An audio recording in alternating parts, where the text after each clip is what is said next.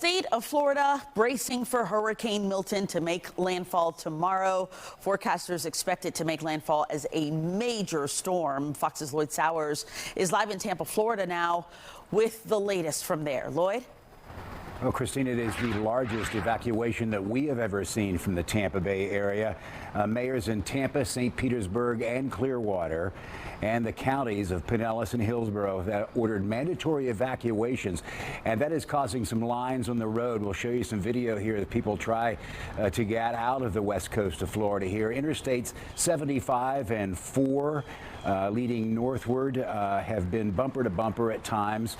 We aren't hearing of any stop and go. We're not hearing of any stop on the interstate, so we assume that things are still moving northward. Now, there have been some shortages of gasoline in the Tampa Bay area. Gas stations either closed or perhaps out of gas. Governor Ron DeSantis went on the air this morning and said that supplies are on the way to Florida, that the fuel supply is still open. Those gas stations that were out earlier will be back in gas later today as people try to gas up. Some people have decided to ride it out, of course. We did talk to some evacuees along the way, some who have evacuated twice, first for Helene and now for Milton. Take a listen. My house was condemned over in Indian Shores, so I took everything from there to here and now evacuating again. The plan is to pick up my daughter and go to Winter Haven. I can't do anything about it. Can't worry about what I can't control. If it's here, it's here. If it's not, so be it.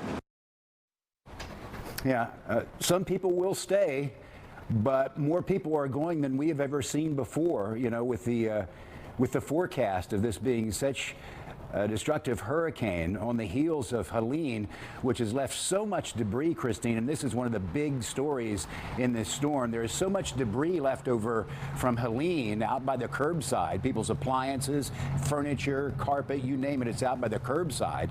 That could become flying missiles at hurricane strength winds.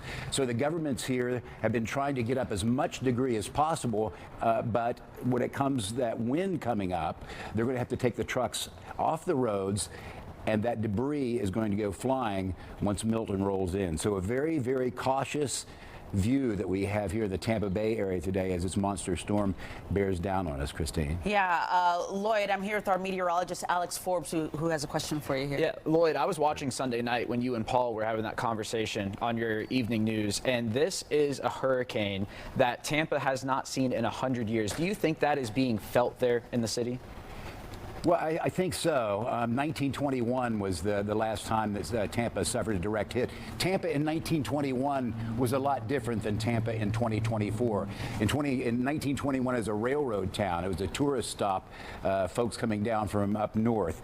And then in 1848, a storm with a similar trajectory formed John's Pass, which is between Madeira Beach and Treasure Island, if you're familiar with this part of the Gulf Coast. Both of those storms had this perpendicular trajectory toward the state that Milton has. So that is of some concern, Alex, that, as you know, pushing the hurricane strength winds as it cuts across the state way out on the east coast of Florida as well. Yeah.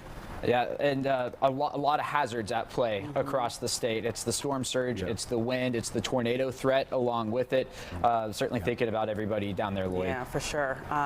Lloyd, thank you so much for that live report from Tampa.